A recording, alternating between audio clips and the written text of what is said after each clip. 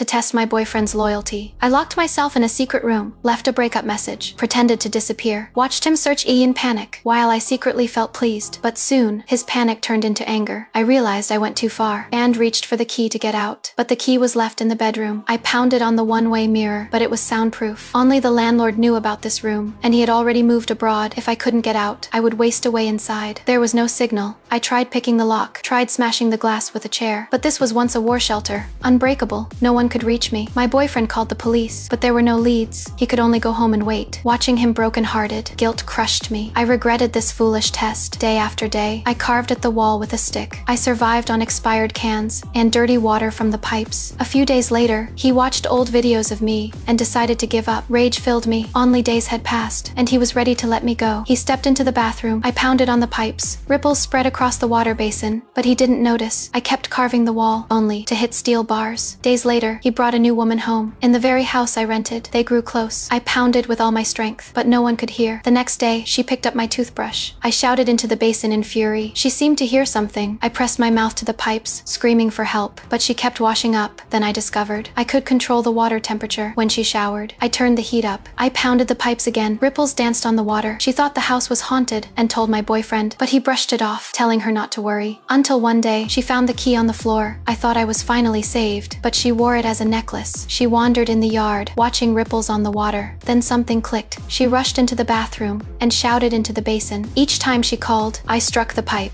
and at last, she realized someone else was trapped inside this house.